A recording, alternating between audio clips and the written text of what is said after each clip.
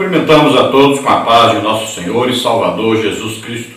Estamos iniciando mais um programa EBD na TV. Este é um programa da Igreja Evangélica Assembleia de Deus de Imperatriz Maranhão, cujo pastor-presidente é o pastor Raul Cavalcante Batista e é transmitido pela TV Cidade Esperança. Estamos iniciando o primeiro trimestre de 2018 e nós vamos estudar neste trimestre nas revistas da CPAD com o tema A Supremacia de Cristo, Fé, Esperança e Ânimo na Carta aos Hebreus. E nós temos como comentarista da CPAD deste trimestre o pastor José Gonçalves, que é pastor-presidente ali na cidade de Água Branca, no Piauí. Neste trimestre nós estaremos estudando as seguintes lições.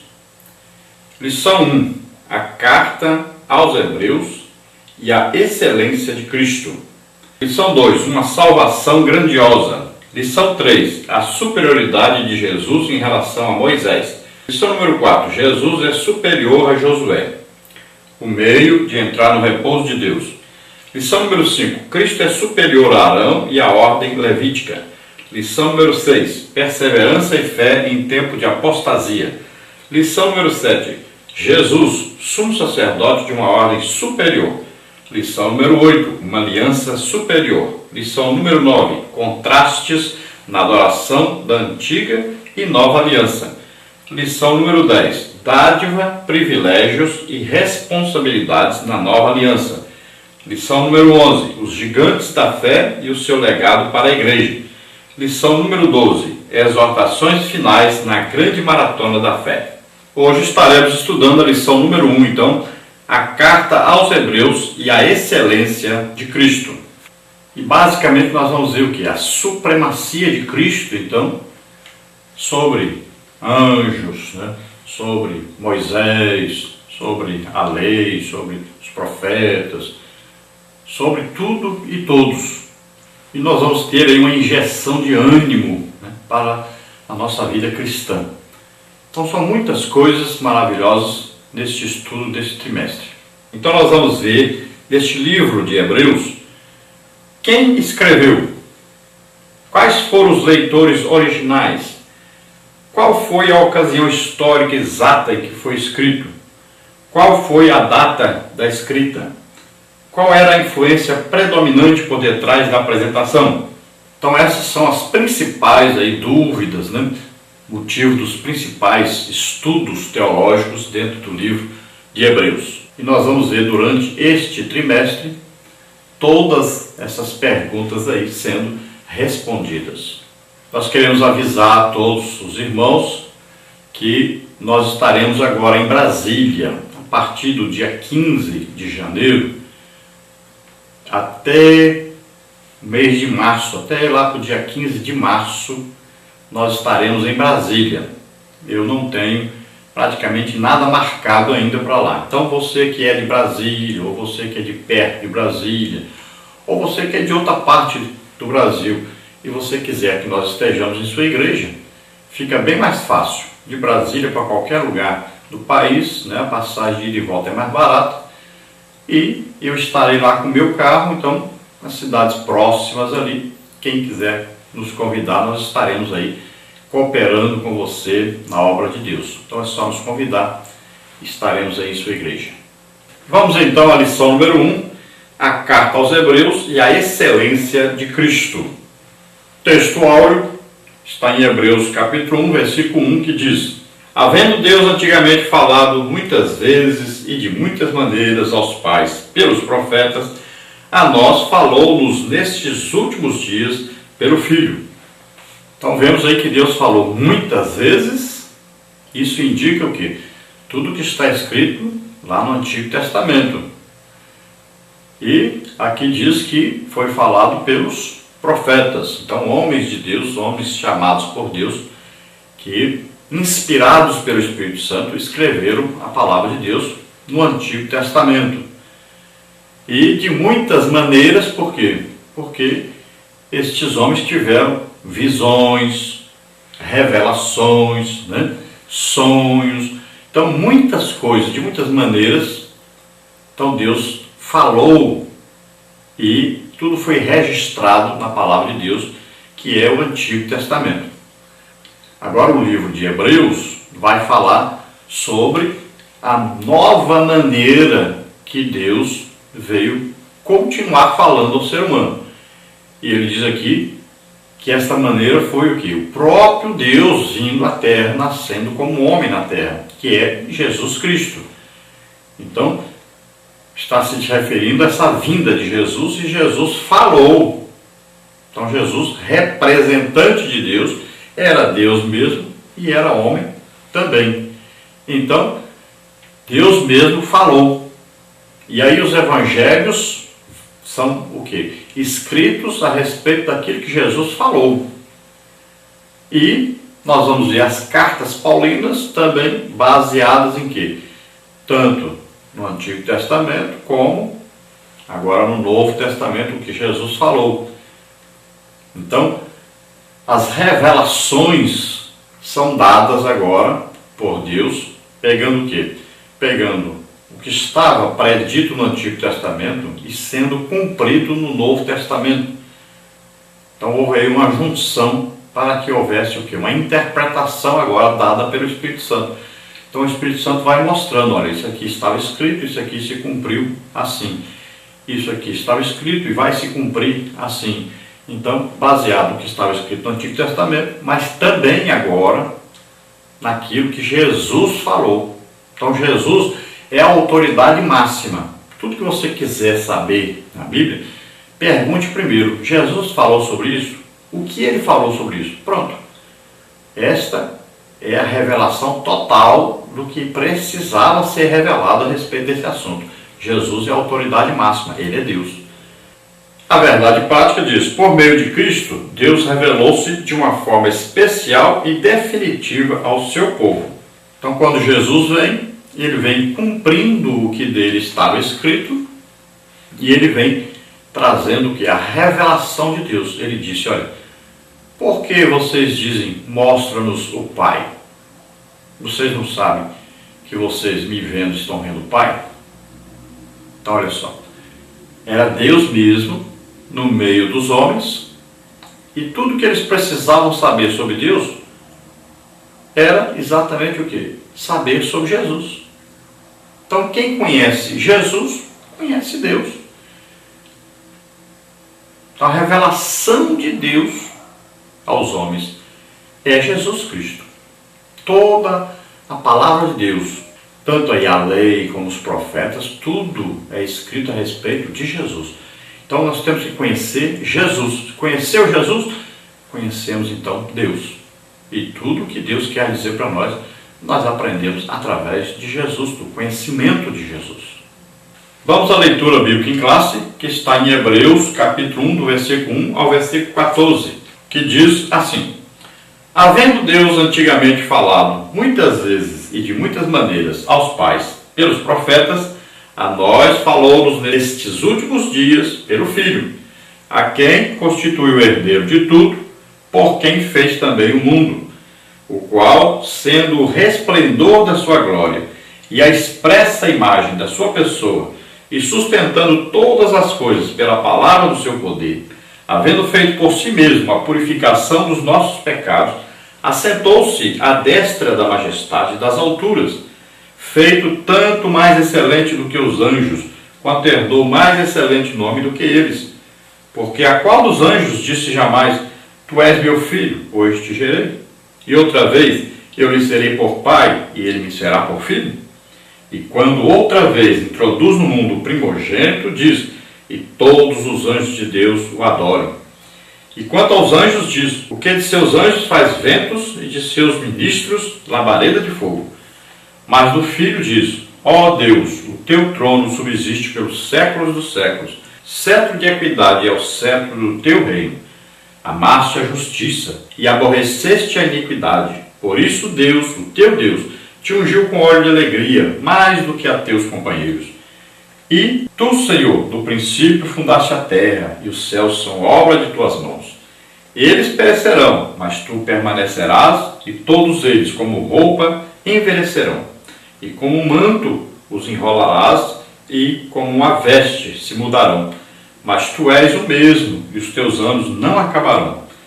E a qual dos anjos disse jamais: assenta-te à minha destra, até que ponha os teus inimigos por escabelo de teus pés? Não são, porventura, todos eles espíritos ministradores, enviados para servir a favor daqueles que hão de herdar a salvação? Glória a Deus, aleluia.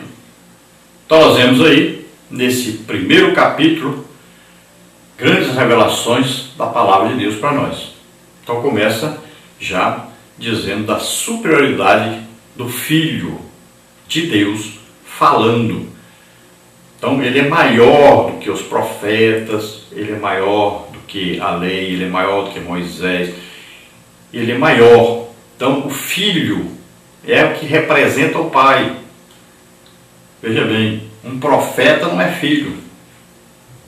Moisés não era filho. Então aqui está falando de Deus, né? E está falando de quê? De Jesus como Filho de Deus, o único Filho de Deus. Então, unigênito do Pai aqui. Então, o único Filho de Deus. Então, a mensagem que ele traz é superior a qualquer outra mensagem.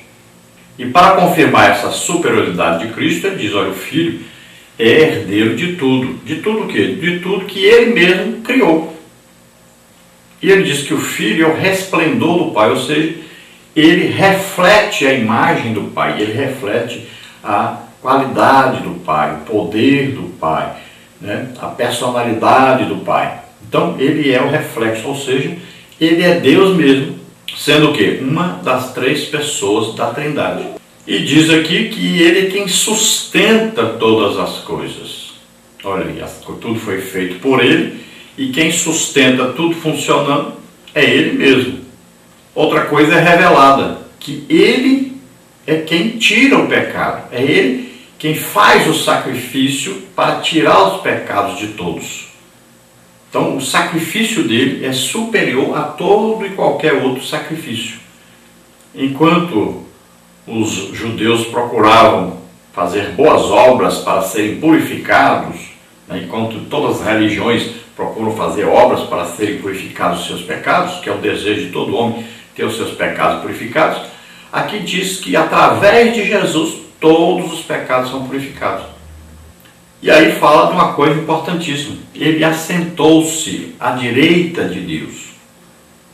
Olha, à direita de Deus Pai.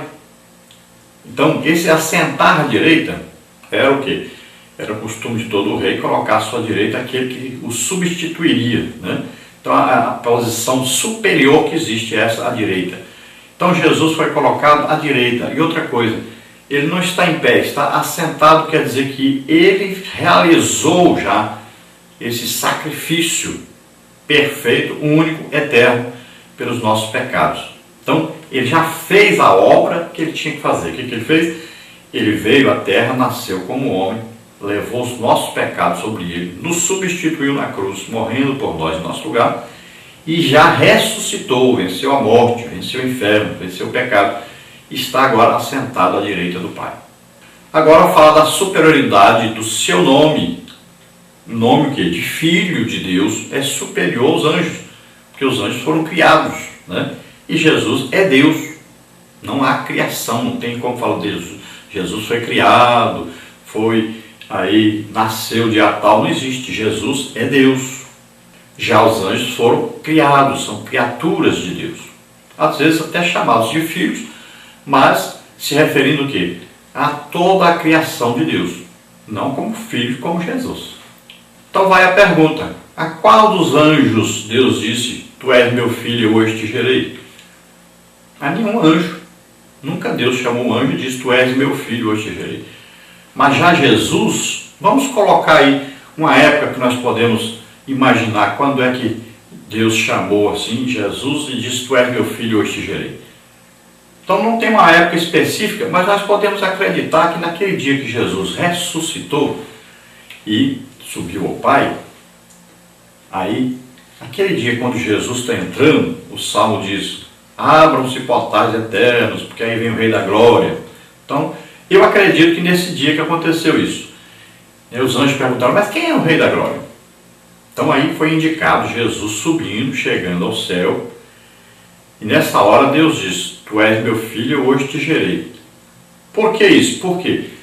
Não existia nenhum ser humano e nem anjo, nenhum ser angelical que Deus pudesse dizer: tu és meu filho, hoje te gerei. Mas agora tem um homem, um corpo de homem, chegando ao céu. É uma novidade. Um corpo de homem chegando ao céu. Um corpo de homem glorificado. Então, a partir daqui, está dizendo: olha, a partir de agora, tu és meu filho, eu hoje te gerei. Gerei o quê? Homem, com corpo de homem, um corpo glorificado, mas um corpo de homem, entrando no céu. Então, é o primeiro aí que vai acontecer isso. E a partir daí, o que acontece? Jesus agora passa a ser, como homem, passa a ser o quê? O primogênito, o primeiro filho de Deus. Olha só. Por isso está dizendo assim: eu hoje te gerei como que? Filho de Deus, num corpo de homem, glorificado, mas que vai para o céu. Então Jesus passa a ser esse primeiro filho. Então não está dizendo que Jesus foi criado algum dia, nada disso. Olha, hoje te gerei não quer dizer, hoje você está nascendo, meu filho Jesus. Não, Jesus é Deus, já existia antes, né? Até o mundo todo foi criado por Ele, feito através dEle, né? E subsiste através dEle. Então Ele é Deus sempre e eternamente. Mas agora, como homem, corpo de homem glorificado entrando no céu, é o primeiro. Tanto é que o próximo versículo diz o quê? Quando outra vez introduz no mundo o seu filho. Qual foi a primeira vez?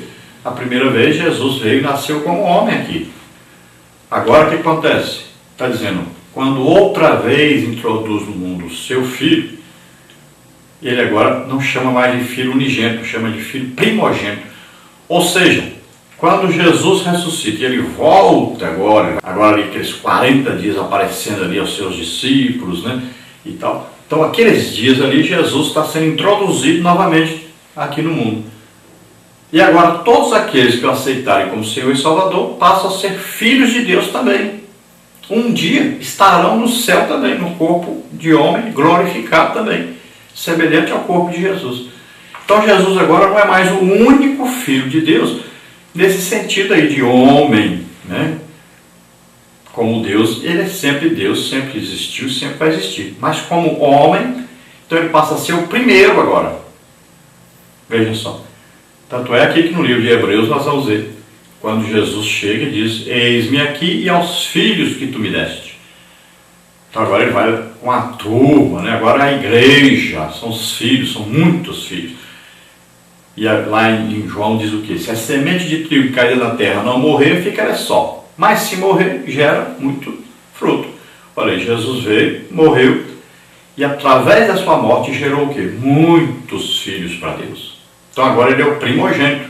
Então é o primeiro desses. É um homem, filho de Deus, cheio do Espírito Santo, né, que morreu, ressuscitou e está no céu. Assim também, todos aqueles que aceitaram Jesus como Senhor e Salvador, ou vão morrer, ser transformados, né, no dia do arrebatamento, ou aqueles que estiverem vivos desse dia serão transformados e vão subir no arrebatamento. Então, vão ter o quê? Um corpo semelhante ao de Jesus.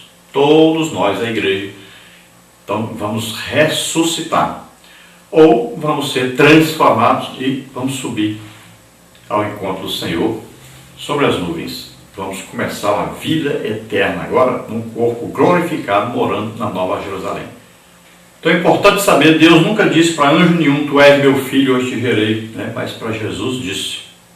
E quando Jesus é recebido, agora o que diz aí? Todos os anjos de Deus o adorem. Olha só, os anjos, eles adoram a Deus.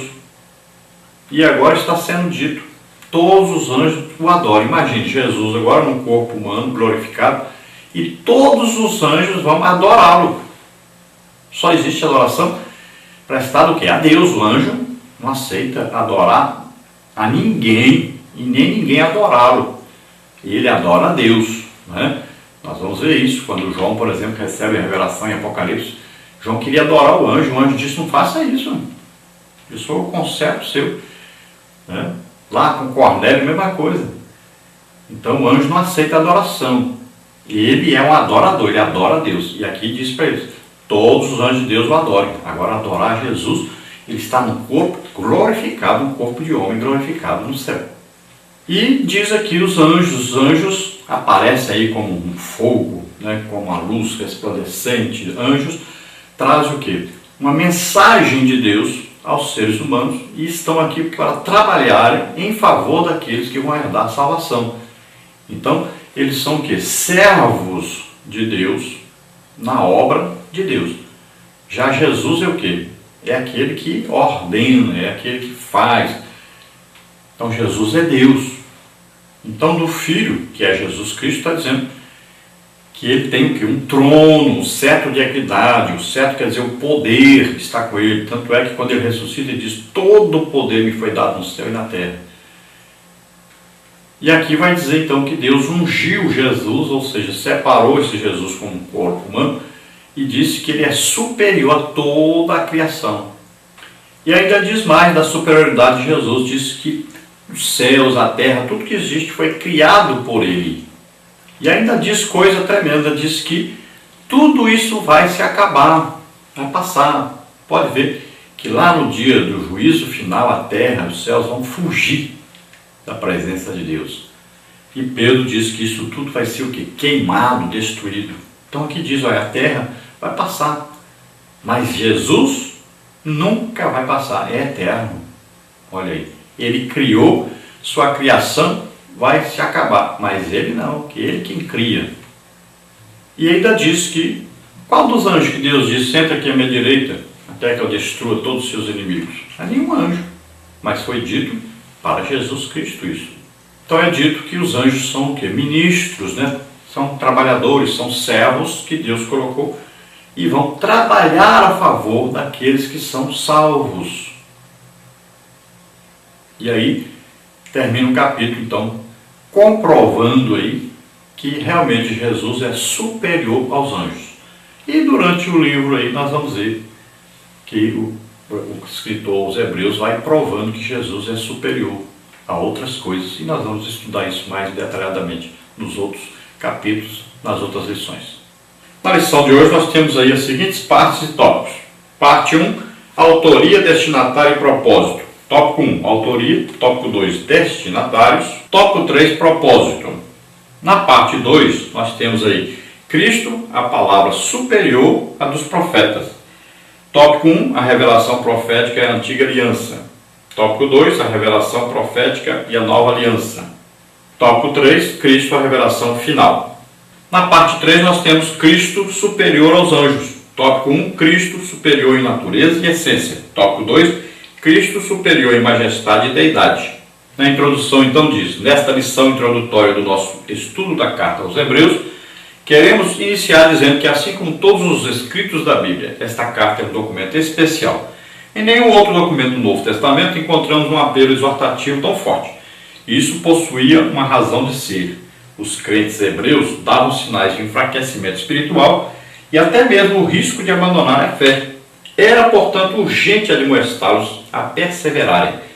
Jesus, a quem o autor mostra ser maior do que os profetas, maior do que hostes angélicas, maior do que Arão, Moisés, Josué e até mesmo os céus, é nosso grande ajudador nessa jornada. Então esse livro dos Hebreus aí é um livro que traz o quê? Mensagem de ensino, né? E mensagem de exortação. São mensagens fortes e mensagens direcionadas, pelo que se entende, a cristãos hebreus. Aí o nome Hebreus vem de Abraão, né, que foi chamado hebreu. Hebreu aí se referindo a Abraão. Então esse livro Hebreus foi escrito para chamar a atenção, para ensinar, para exortar cristãos judeus. Então eram judeus que tinham se convertido ao cristianismo, aceitado a Jesus como Senhor e Salvador, receberam o Espírito Santo, né?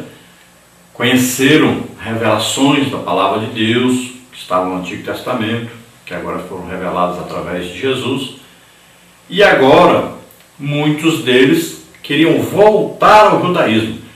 Parece que eles fizeram uma comparação e disseram: nós estamos perdendo muita coisa que estava prometida aos judeus. aquelas promessas que foram feitas para os judeus, nós vamos perder isso sendo cristãos.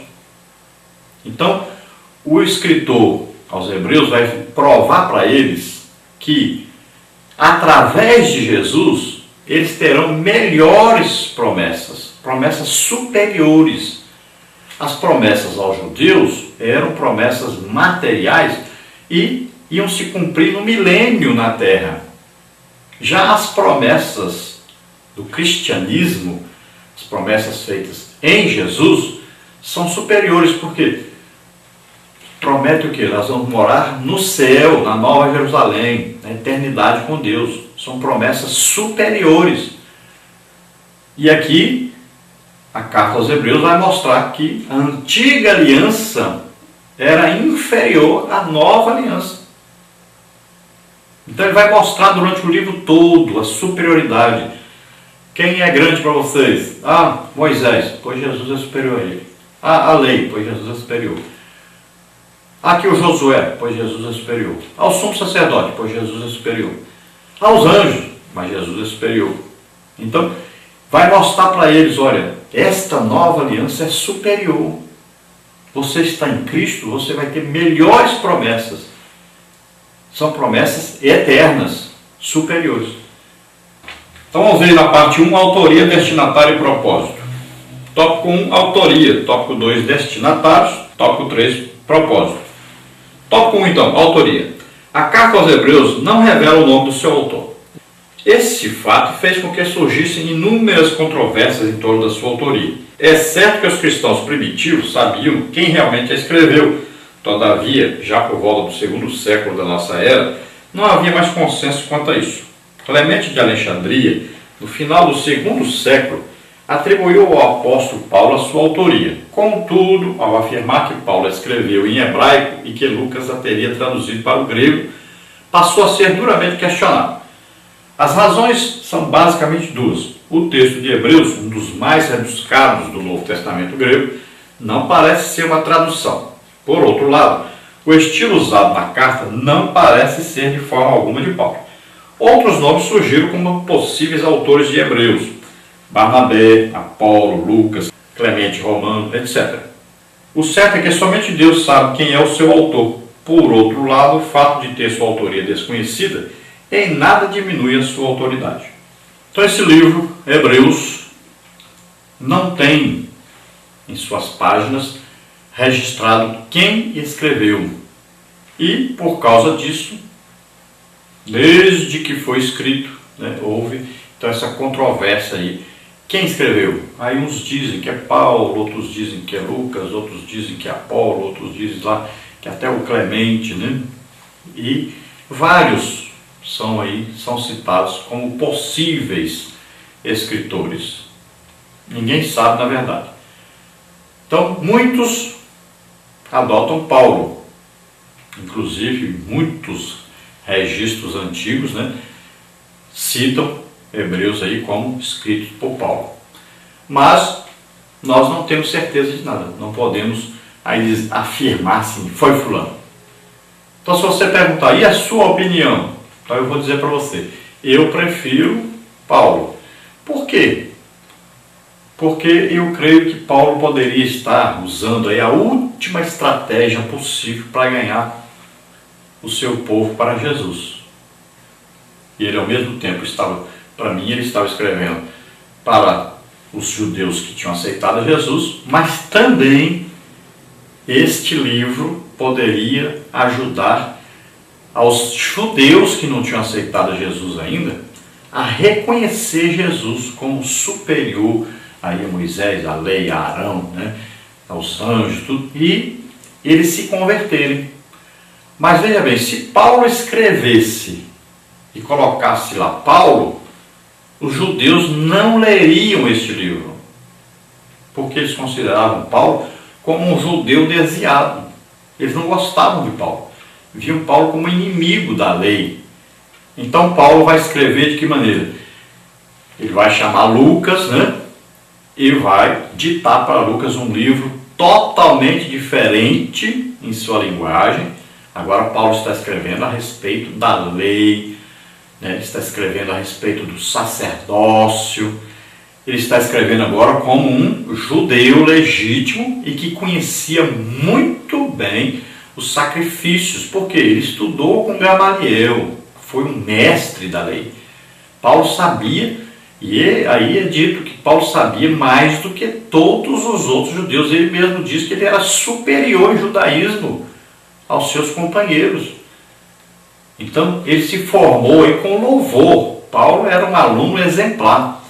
Então ele entendia muito sobre a lei. Então ele chama Lucas, né, e ele vai escrever isso aí que Paulo vai editar.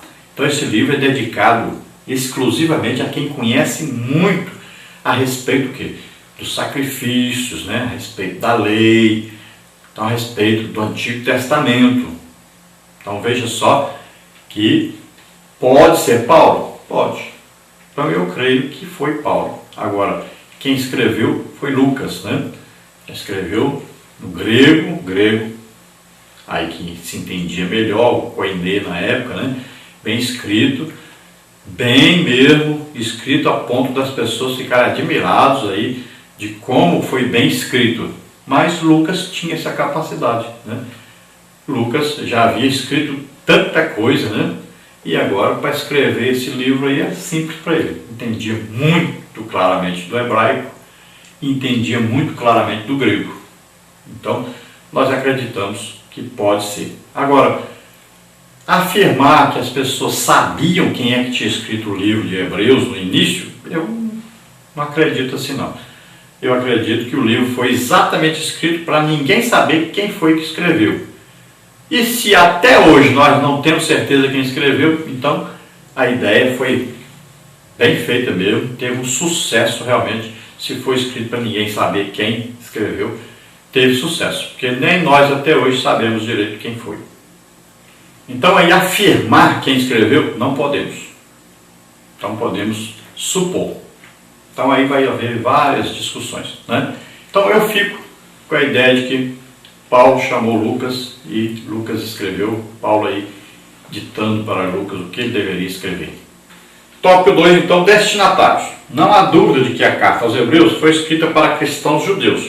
Deve-se observar que esta carta foi endereçada a uma comunidade específica de cristãos e não a um grupo indeterminado. O autor conhece o público a quem endereça o seu texto e espera até mesmo encontrar-se com eles. Hebreus 13, 19 e 23. Onde viviam esses crentes é o ponto debatido pelos teólogos. Baseados na expressão os da Itália vos saúdam, Hebreus 13, 24, muitos eruditos argumentam que esses crentes se encontravam fora de Roma, capital do Império Romano. A data da carta é motivo de disputa, mas as evidências internas permitem-nos situá-la antes da destruição do Templo de Jerusalém, no ano 70 d.C. Então veja bem, na minha opinião, a carta foi escrita então a cristãos judeus, né, específico, um povo judeu. Judeu aí quer dizer aqueles que nasceram o quê? Na Judéia, né? Que é o nome agora, não só de quem nasceu na Judéia, mas agora todos os hebreus, que antes eram hebreus, passaram a ser chamados judeus, quando voltaram então do exílio. Então aqui a carta é escrita a esses judeus que se converteram ao cristianismo, aceitaram Jesus como Senhor e Salvador. Mas também nós encontramos na carta muito material que é dedicado a pessoas que conhecem a lei, né, conhecem os sacrifícios, mas ainda não são convertidos. Então era o desejo aí de quem escreveu, não só escrever aos cristãos judeus, mas também aos judeus, para que eles se tornassem cristãos. Então, aí, para quem foi escrita, nós não sabemos. Mas pelo que indica, ela pode ter sido escrita então lá em Roma e para pessoas que viviam fora da Itália, devido a essa saudação aí, dizendo os da Itália o saúdam, né? Então, para escrever isso, a pessoa tinha que estar na Itália. E podemos ver aí Roma como lugar mais provável. Agora, se está escrevendo dizendo que os da Itália o saúdam, então está dizendo que está escrevendo para alguém que está fora da Itália. Então nós acreditamos que os diversos cristãos judeus que já existiam, por toda parte, incluindo aí os de Jerusalém, que eram alvo também para que se convertessem aqueles que não eram cristãos ainda. Lembrando que haviam cristãos judeus em toda parte, né? Alexandria, né? Jerusalém, toda a Europa, né? Que antes se chamava Ásia. Então, por toda parte, até lá para o lado da Babilônia tinha. Então, vários cristãos judeus eram então para ler este livro e eles aprenderiam muito sobre isso e saberiam que essa nova aliança em Jesus Cristo era superior à antiga aliança e que Jesus trazia melhores e superiores promessas. Quanto à data aí, por que não pode ser 70, o ano 70 ou depois de 70? Porque fatalmente o livro aí diria alguma coisa sobre a invasão do general Tito, né, que destruiu Jerusalém, levou preso o povo. Então não poderia ser, tinha que ser antes. Então, se foi aí no ano de 66, 67, pode muito bem ser de autoria de Paulo. Paulo morreu aí entre 67, final de 67 e início de 68, pelo que depreendemos aí dos escritos, dos estudos. Então, pode ser de autoria realmente de Paulo, tendo Lucas como o escritor, que seria aí uma coisa mais evidente e que concordaria com aqueles que guardaram vários documentos antigos e lá constava que Paulo tinha escrito Hebreus. Vamos ao tópico 3, propósito. O escritor Howard Marshall observa que Hebreus combina instrução com exortação. De fato, essa carta possui uma grande carta exortativa. Ela exorta os crentes a terem ânimo, confiança e fé em tempo marcado pela apostasia. Muitos pareciam estar desanimados com a oposição que a nova fé vinha sofrendo e, em razão disso, estavam voltando às antigas práticas judaicas. A carta, portanto, exorta esses crentes a suportarem as pressões e perseguições, lembrando-os que não haviam ainda derramado sangue pela sua fé. Hebreus 12, 4. Essas palavras continuam ecoando nesses dias, quando muitos crentes demonstram apatia e falta de fervor espiritual diante de um mundo hostil.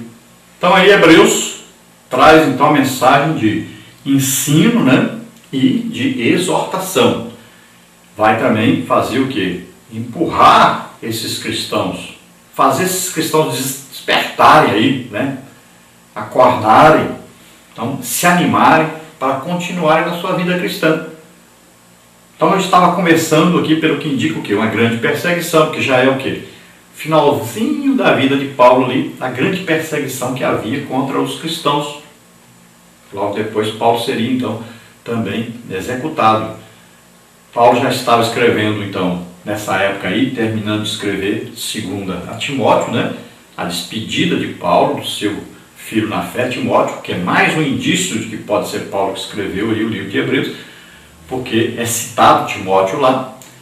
Então, nós podemos ver aí que existia uma situação de perseguição e alguns cristãos judeus estavam querendo deixar sua fé em Cristo para ficarem livres dessa grande perseguição. Antes os judeus eram muito perseguidos. Agora, os cristãos é que passam a ser muito perseguidos. Então eles acharam assim, bom, nós voltamos para o judaísmo e acaba a perseguição. Então Paulo vai exortá-los, vocês nem chegaram ainda a derramar sangue, vocês nem apanharam ainda como eu apanhei, não sofreram como eu sofri por causa do cristianismo, e já estão querendo sair, ou seja, para a nossa linguagem de hoje, estão querendo amarelar, né? Então Paulo os exorta, né? Então agora existe uma exortação. Eu estou falando Paulo, mas o escritor dos Hebreus, né? Então traz o quê? Uma exortação, dizendo que eles nem chegaram ainda a derramar sangue, nem sofreram, nem foram mortos ainda por causa do cristianismo e estão desesperados aí, querendo deixar o cristianismo.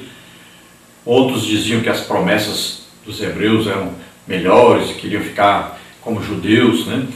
Então havia aí um desânimo. De repente começaram a ficar divididos entre dois caminhos. E aí o livro de Hebreus é escrito exatamente para despertar essas pessoas, fazê-los acordar, mostrar a superioridade de Cristo e mostrar a superioridade das também as promessas e também mostrando para eles que eles deveriam ter uma vida de realmente pessoas que tinham a fé em Deus tamanho que pudesse até ter que doar suas vidas por essa fé. Então é um livro com mensagens bastante fortes e chamando a atenção realmente daqueles que estavam querendo apostatar da sua fé. E veja que o livro chega a dizer que aquele que conheceu Jesus, recebeu o Espírito Santo, teve revelações da palavra de Deus, se essa pessoa deixasse a sua fé, então ele não poderia retornar depois. Veja bem que as mensagens são bem fortes realmente, dizendo que Jesus não ia morrer de novo por eles. Tem no subsídio didático aí um quadro que diz assim, olha, autoria desconhecida, destinatário, cristãos judeus provavelmente, propósito, exortar os cristãos a terem ânimo e fé em tempos de apostasia. Na parte 2, então, nós temos aí Cristo, a palavra superior à dos profetas. Tópico 1, a revelação profética e a antiga aliança. Tópico 2, a revelação profética e a nova aliança. Tópico 3, Cristo, a revelação final. Tópico 1, então, a revelação profética e a antiga aliança. Ao falar da supremacia de Jesus, o autor de Hebreus, primeiramente o faz em relação aos profetas. Deus falou no passado pelos profetas e no presente pelo Filho. Hebreus 1:1. A revelação profética no antigo Israel fez com que esse povo se distinguisse dos demais. O autor mostra um Deus que se revela, que se comunica com os seus. Ele fala de uma forma direta ao seu povo, não é um Deus mudo. Os advérbios gregos, polimeros, muitas vezes, politropos, muitas maneiras, que modificam o verbo falar, mostram a intensidade dessa comunicação. Deus em nenhum momento da história deixou seu povo sem orientação. Ele fala e fala sempre o que é necessário.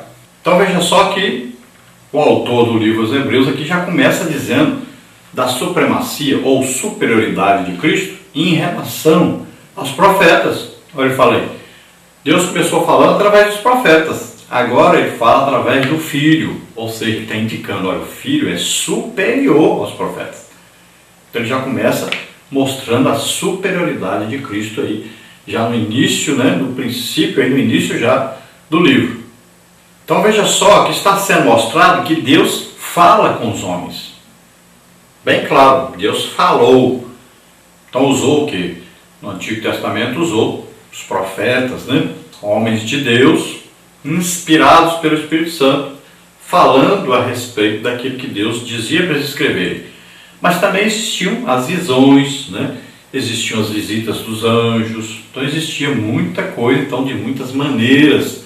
Deus não falou através só do pensamento ali da pessoa receber ali, fala isso, fala sobre isso e tal. Não é só a inspiração assim através da mente, mas também houveram visões, tiveram também sonhos, tiveram também anjos vindo falar.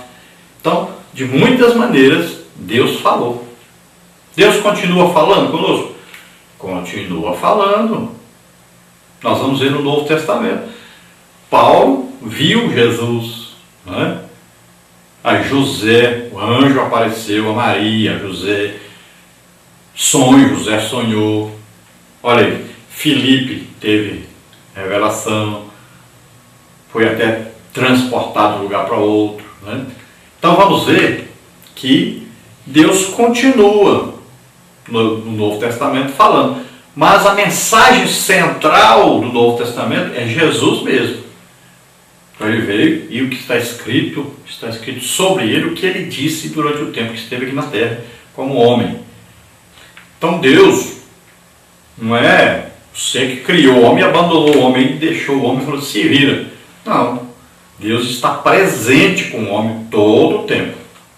Tanto é que o Espírito Santo mora em nós.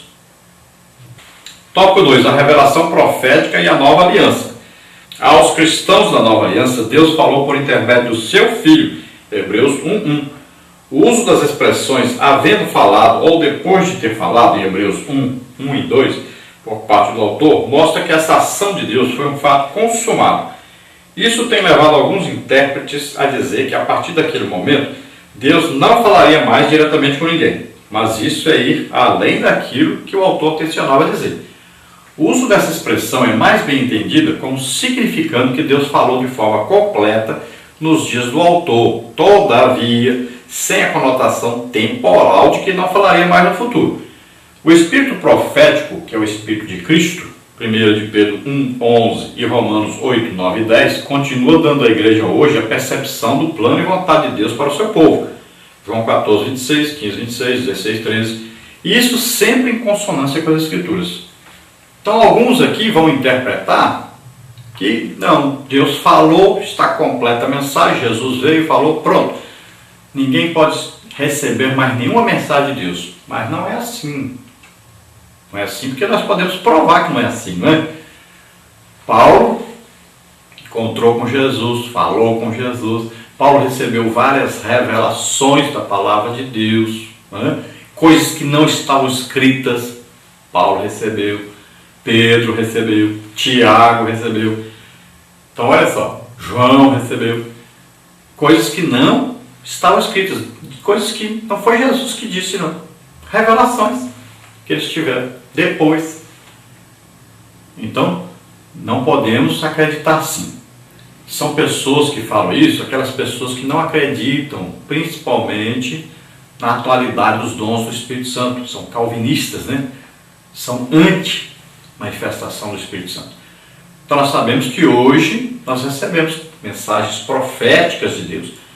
Olha bem, palavra de sabedoria é um dom do Espírito Santo, que fala exatamente o que? A respeito do futuro. São mensagens que Deus traz, falando a respeito do futuro. Palavra de conhecimento, mensagens de Deus, revelando coisas ocultas. Não são coisas que estão escritas na Bíblia, não. Nem a palavra de sabedoria, nem a palavra de conhecimento. Não estão escritas na Bíblia. São revelações de Deus para nós. Discernimento de espírito vai mostrar o quê? A base aí, né? A autoria, de onde vem, uma manifestação, se vem de Deus, se vem do diabo, se vem da pessoa. Então, discernimento é mostrar isso, é revelar isso. E quando a manifestação é de demônio, você expulsa o demônio, né? Então, veja só, revelação de Deus. Não está escrito isso na Bíblia. Esta manifestação que houve ali, então, não. Então, tome cuidado, porque às vezes você acha que acabou, Deus não fala mais com ninguém. Não é assim, não. Olha aí, profecia, vem para edificar, consolar, exortar. Uma mensagem que Deus traz à pessoa, diretamente para a pessoa. Então, Deus continua falando com o seu povo. Agora, a mensagem bíblica, então essa acabou, já está aí na Bíblia, não precisa mais de aumentar nada, já está lá, pronto, acabou. Agora Deus continua orientando o seu povo, falando com o seu povo, trazendo revelação e tudo. Não parou não. Deus não morreu não, e Deus não largou nós aqui de qualquer maneira não.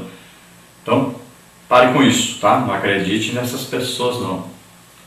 Acredite na palavra de Deus que diz que os dons do Espírito Santo são para nós, são atuais e vão continuar operando até o dia que nós somos arrebatados. Depois que nós somos arrebatados, pronto, acabou, não precisa mais de dom, tá? Mas enquanto isso é necessário e precisa muito. Cada dia está precisando mais da operação dos dons do Espírito Santo em todo o mundo. Agora é claro isso, é evidente, que se alguém trouxer uma mensagem dizendo que é de Deus, mas essa mensagem é contrária à Bíblia, aí é claro que essa mensagem não é de Deus. Então Deus pode revelar muita coisa que não está escrito na Bíblia. Agora, nunca trazer uma coisa que é contrária à Bíblia, porque a Bíblia é a palavra de Deus. E essa palavra não muda. Tópico 3. Cristo, a revelação final. O objetivo do autor aqui, evidentemente, é mostrar que Cristo é o clímax da revelação profética. Ele é a revelação final. O ministério profético na antiga aliança era de importância ímpar. O Senhor disse que falaria por intermédio de seus profetas. Certamente o Senhor Jeová não fará coisa alguma sem ter revelado o seu segredo aos seus servos, os profetas. Amós 3,7. O silêncio profético, portanto, era a pior forma de castigo que poderia vir ao antigo Israel. Os profetas eram importantes, mas a relevância deles estava muito longe daquela possuída por Jesus Cristo, o Filho de Deus. Os profetas eram apenas servos, mas o Filho era o herdeiro de Deus e o agente da criação. Hebreus 1:2. Ele é o redentor do mundo. Nenhum profeta morreu de forma vicária pelo povo de Deus. Então o livro de Hebreus coloca Jesus como o clímax, ou seja, ele é o cumprimento daquilo que os profetas profetizaram. Ele é o que? O que está escrito no Antigo Testamento, o que? Era a sombra. Jesus é o cumprimento. Jesus veio então cumprir o que estava escrito a respeito dele. Quem é maior? Aquele que se cumpre as profecias nele ou aquele que escreve a respeito daquele que haveria de vir? Então está provado aí que Jesus é superior aos profetas, porque ele é Deus, ele é o cumprimento daquilo que os profetas escreveram. Então Deus falava através dos profetas, e quando os profetas não falavam, pronto, não havia mensagem de Deus. Já Jesus é Deus mesmo, e é citado como Filho. Então ele traz a presença de Deus. Não é apenas falar a respeito de Deus. Quando Jesus chega, então ele é Deus mesmo no meio dos homens. Por isso, Emanuel, que significa o quê? Deus conosco. Então Jesus é Deus, estava aqui no mundo. Veja só. Não é mais falar a respeito de Deus, agora é ter Deus junto. Assim como nós, aceitamos a Jesus como Senhor e Salvador, o Espírito Santo vem morar em nós. Veja só. Jesus disse, ele estará convosco e estará em vós, ao mesmo tempo lá de fora, ao mesmo tempo dentro. Somos templo do Espírito Santo, olha só. Agora não é mais falar sobre um Deus que a história, aos livros, a Bíblia fala. Não, agora é falar sobre um Deus presente, que nós conhecemos, que está conosco. O problema de muita gente é esse. Ele fala a respeito de Deus, mas não conhece Deus. Isso é tremendo. Cristianismo não é uma religião, é uma amizade, é uma relação íntima com Deus. Você todo dia fala com Deus, todo dia escuta Deus falar com você. É uma amizade íntima com Deus. Então nós temos que saber, nenhum desses profetas morreu na cruz por nós. Tem tanta gente aí atrás de santo não sei o que, santa não sei o que. Nenhum deles morreu por nós na cruz, não. Foi só Jesus. Jesus é quem deu a vida por nós, morreu por nós na cruz. Ressuscitou, está vivo, assentado à direita do Pai. Então Jesus é superior. Lembre-se disso. Hoje nós temos aí tantas religiões colocando Jesus em pé de igualdade ou até inferior aos seus líderes. Jesus é superior a tudo e a todos. Ele é Deus. Parte 3, Cristo superior aos anjos. Tópico 1, Cristo superior em natureza e essência. Tópico 2, Cristo superior em majestade e deidade. Tópico 1, então, Cristo superior em natureza e essência. Devemos ter sempre em mente que o autor de Hebreus tenciona mostrar a superioridade de Cristo em relação às demais ordens da criação. O seu foco aqui são os anjos. A cultura judaica via os anjos como seres de uma ordem superior e mediadores da revelação divina, como está em Atos 7:53, Gálatas 3:19 e Hebreus 2:2. Mesmo cercados de força e poder, os anjos eram inferiores ao Filho, como está em Hebreus 1:4. Jesus é o reflexo da glória de Deus e possuidor da mesma essência divina, Hebreus 1:3. O autor usa dois vocábulos gregos que deixam isso bem definido: algasma e caráter, que significam, respectivamente, radiância e reflexo, traduzidos aqui como resplendor e caráter, com sentido de expressão exata do seu ser. Embora sendo pessoas diferentes, tanto o Filho como o Pai possuem a mesma essência. Cristo é o Deus revelado. Então, olha só, os anjos eram vistos, então, pelos hebreus como seres maiores que existiam. Então, para eles, não tinha nada superior aos anjos, sem ser Deus, é claro. Então, eles tinham até quase uma adoração a esses anjos. É uma coisa assim que as pessoas têm essa tendência, né? Que acha uma coisa gloriosa, maravilhosa, realmente é. Maravilhosos, são seres angelicais, seres aí radiantes, brilhosos, né? Muitas vezes como fogo. Então, coisa maravilhosa. Mas acontece que eles foram criados por Deus. E eles são o quê? Servos, né? São usados para fazer alguma coisa, trazer alguma mensagem de Deus, sempre coordenados, direcionados, dirigidos por Deus. Já Jesus é filho, ele é Deus, ele é quem comanda. Ele não é comandado, ele é quem envia, não é ele que é enviado mais. Ele já morreu, ressuscitou. Então ele é superior.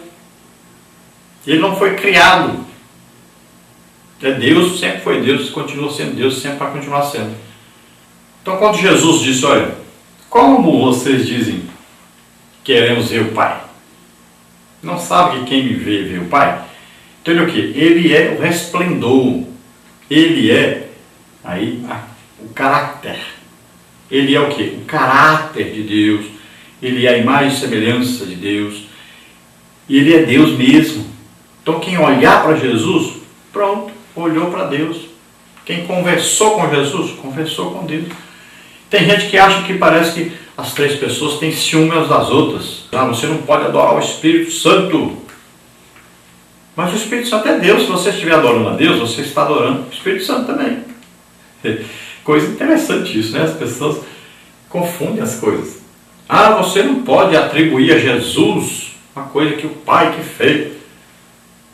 Eles não têm ciúme um do outro, não. Não é como nós, não. Viu? Se você adorar Jesus, você está adorando a Deus. Não se preocupe com isso, não. Se você for orar e conversar com o Espírito Santo é Deus. Não se preocupe, não. Eles não vão ficar com ciúme um do outro, não, viu? Então, Deus é Pai, Filho e Espírito Santo, é a Trindade. Mas lá não é ser humano que está lá, não, viu? Então, tome cuidado com isso. Deus é Pai, Filho e Espírito Santo. Então, Jesus é superior a qualquer anjo, a qualquer potestade, a qualquer pessoa, a qualquer norma, a qualquer lei. Ele é superior a tudo. Então o que é Jesus? Jesus é Deus revelado. Então é Deus mesmo que estava conosco aqui na terra. Estava na terra como um homem. Deus se fez homem. Veja bem, Jesus então é Deus revelado ao homem. E ele veio na aparência de homem. Quando ele aparece lá, né, aos discípulos, quando ele aparece a Paulo, quando ele aparece a João, ele na aparência o quê? Aparência humana. Lá no Antigo Testamento também aparecia Abraão, né, Josué. Então é uma aparência para nós compreendermos, para nós podermos ver como uma pessoa, como nós podemos dialogar com ele, conversar com ele, escutar, falar conosco. Então aparece uma forma como homem. Tópico 2, Cristo superior em majestade e deidade. O autor passa então a mostrar a supremacia de Cristo em relação aos anjos por meio de vários fatos documentados nas Escrituras. Os anjos são criaturas, o Filho é criador. O Filho é gerado, não criado. O escritor C.S. Lewis observa que o que Deus gera é Deus, assim como o que o homem gera é homem. O que Deus cria não é Deus, da mesma forma que o homem faz não é homem. Daí a razão de os homens não serem filhos de Deus no mesmo sentido que Cristo. Eles podem assemelhar-se a Deus em certos aspectos, mas não pertencem à mesma espécie. O mesmo se pode dizer dos anjos. Eles não possuem a mesma essência divina que o Filho. É por essa razão que o autor destaca que o Filho é chamado de Deus, no versículo 8, e que por isso merece adoração, versículo 6. A ele toda a honra e glória. Então o autor aqui do livro de Hebreus começa então a mostrar aí a superioridade de Cristo em relação aos anjos. Então ele vai falar aqui da criação. Os anjos são criaturas de Deus. Eles não são deuses. Eles não são a imagem e semelhança de Deus. Eles não assentam no trono de Deus. Veja só, eles não ordenam as coisas de Deus. Não é eles que mandam. Então você vai comparando, né? Você vai olhando. E aqui o autor vai comparando isso, vai mostrando. Olha, Os anjos aí foram criados como servos para servir aqueles que vão herdar a salvação. São mensageiros enviados por Deus para trazer mensagem. E aí diz, olha, Jesus é filho, e ele herda o quê? O que ele mesmo criou. Ele está onde? Está sentado à direita do Pai. Nenhum anjo senta lá. Ele é Deus mesmo, nenhum anjo é Deus. Jesus não foi criado para existir. Ele já existia antes de qualquer outra coisa ser criada. É diferente, né? E aí, o escritor vai mostrar isso. E nós vamos ver também, no capítulo 2, vai falar um pouco mais sobre isso. Então, Jesus é Deus. Se é Deus, é filho de Deus, é superior aos anjos. E ainda é revelado que é mandado aos anjos que adorem a Jesus. Então, quem adora é menor do que aquele que é adorado. E se é para os anjos adorar alguém, esse alguém só pode ser Deus. Anjo não adora ninguém que não seja Deus. Então está mais do que provado aqui que Jesus é superior aos anjos. A conclusão aí diz, o autor de Hebreus não quis se identificar, mas isso em nada compromete a autoridade desse documento. Desde os primórdios, a igreja valeu-se dos ensinos desta carta para fortalecer a fé dos crentes. Clemente de Alexandria fez amplo uso das exortações encontradas nessa carta e, ao assim fazer, reconhecia o profundo valor espiritual de Hebreus. Nesses últimos dias, onde os joelhos de muitos cristãos parecem vacilantes, faz-se necessário atentarmos diligentemente para o conselho encontrado em Hebreus. Se ouvides hoje a sua voz, não endureçais o vosso coração, como está em Hebreus 3:7. Então esse livro de Hebreus é reconhecido por qualquer cristão como sendo a palavra de Deus. No início do cristianismo, houve alguma controvérsia, né, para ser adotado como palavra de Deus, mas a maioria esmagadora concordou que realmente esse livro tem a inspiração de Deus e é a palavra de Deus, por isso está incluído na Bíblia, palavra de Deus. E qualquer cristão que lê esse livro já sabe logo que é a palavra de Deus, reconhece imediatamente, porque nós temos o Espírito Santo em nós, e o Espírito Santo é quem inspirou o escritor do livro Hebreus. Então nós podemos aí, neste trimestre, aprender muito estudando esse livro, e você não falte a aula nenhuma. Leia o livro de Hebreus, que é tão pequenininho, só 13 capítulos aí você lê rapidinho. Eu li tudo num dia só, você lê tudo num dia só, rapidinho aí. É muito bom de você ler e de aprender muita coisa importante para a nossa fé cristã. Então, vamos aí estudar nesse trimestre e vamos aprender sobre aí a fé cristã e a necessidade de nós permanecermos firmes, crendo em Jesus Cristo. E nós vamos ver que ele é superior aí a Moisés, Josué, a todos os profetas, aos anjos, né? E além dele morrer por nós, é o único que fez isso, morreu por nós, e ele venceu a morte, venceu o pecado, nunca pecou, ele morreu, ressuscitou, está à direita do Pai, intercedendo por nós. Nós temos em nós o Espírito Santo aqui na terra, intercedendo por nós, temos Jesus no céu, à direita do Pai, intercedendo por nós. Então, você só cai se quiser. Com esses dois intercessores aí, não tem como cair. Você sempre recorra a eles. Toda vez que a fé faltar um pouquinho, que você se entristecer, que você tiver dúvida, recorra ao Espírito Santo que mora dentro de você, recorra aí a Jesus que está à direita do Pai intercedendo por nós, e recorra ao Pai que nos ama, é um Pai cheio de amor e de misericórdia, e que não quer de jeito nenhum seus filhos aí adotando outro pai por aí. Então, fique firme com o Senhor e estude esse trimestre aí, a palavra de Deus, você vai aprender muito e vai crescer realmente na fé. Nós vamos orar agora. Se você, ouvindo a palavra de Deus, você teve o desejo aí de aceitar Jesus como Senhor e Salvador, faça agora, vamos orar. Se você, ouvindo aí a explanação da palavra de Deus, você teve o desejo de conhecer mais o Senhor, de ter maior intimidade com Deus, vamos orar juntos. Se você está doente, enfermo, receba agora a sua cura, em nome de Jesus. Vamos orar. Pai querido, em nome de Jesus, queremos te apresentar agora essas vidas que se chegam a ti, arrependidos dos seus pecados. Perdoa, Senhor, os seus pecados. Ajuda-os, Senhor, nessa hora, a serem convencidos do pecado, da justiça, do juízo, que eles encontrem agora a salvação, que encontrem agora o Salvador Jesus Cristo. Alegre-se, pois na cruz Jesus Cristo deu a vida por você. Em nome de Jesus, receba agora poder de Deus, unção de Deus, para que você faça uma grande obra para Deus. Em nome de Jesus.